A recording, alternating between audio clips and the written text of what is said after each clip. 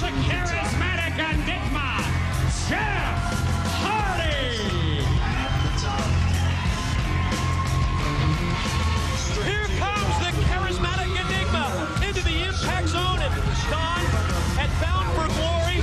It was called the highest high-risk move in TNA history, and can you refute that, or do you agree? I'll tell you something. We talked about how insane it was when he went from the top of the impact zone to the bottom of the impact zone. I mean, this guy got to the highest place and went crashing to the table with that monster, Abyss, on it. We called it insane. Well, you saw it, a picture with 1,000 words. We revisit the Monsters Ball and Bound for Glory with this one-on-one matchup here on Impact. And Abyss charged at Hardy, who wisely moved out of the way before he had 350 pounds in his grill. Whoa! Hardy goes for the clothesline. Two of them, they have him rocking, but they don't have him down. Abyss, he went for the lariat. Swing and a miss. Was that a twist of fate attempt? It didn't connect. Up in the rack. Gonna try and go for the shock treatment, but Hardy rolls through. Takes him over. Oh.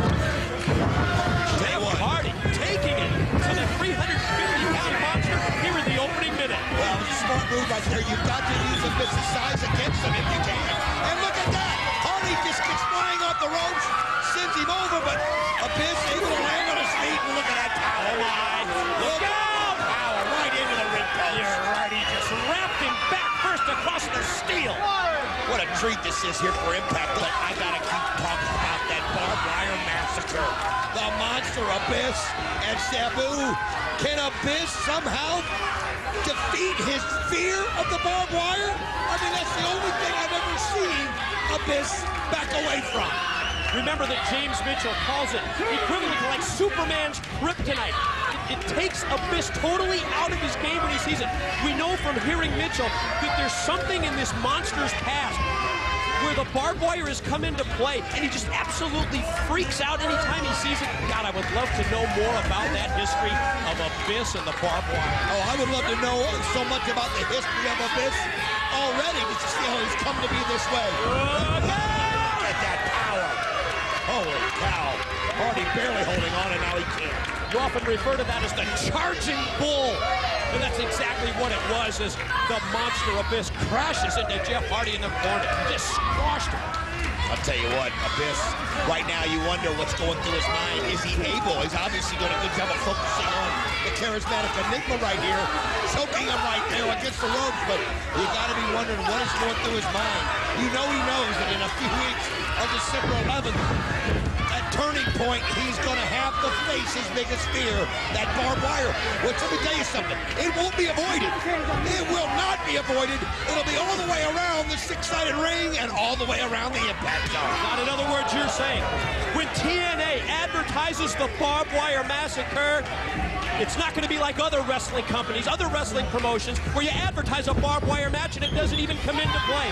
The ring ropes will be wrapped with the unforgiving barbed wire, as well as the bars as Abyss put all of that 350 pounds directed it right at Jeff Hardy, who moved out of the way. Are you saying that TNA delivers?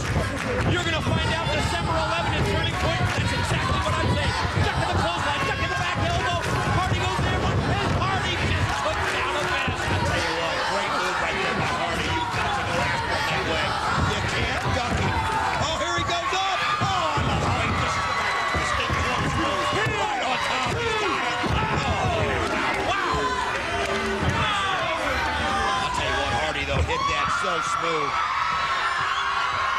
Getting himself fired up. High risk again. Could it be time? Oh, off the top.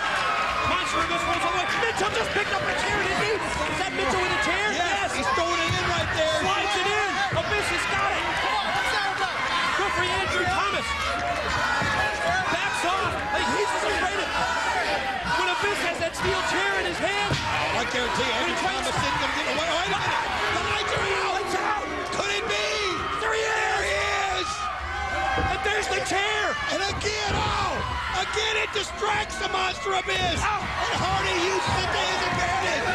Wrapped in the barbed wire that freaks out Abyss. Here comes the twist. Twist of fate. Here we go. 1, 2. He's got it. The winner of the match, Jeff Hardy. That's 2 weeks in a row. We saw it last week against Rhino. We see it this week against Jeff Hardy and Sabu in the ring. There's the chair wrapped in the barbed wire. The Abyss is so afraid of it. And Abyss is freaking out.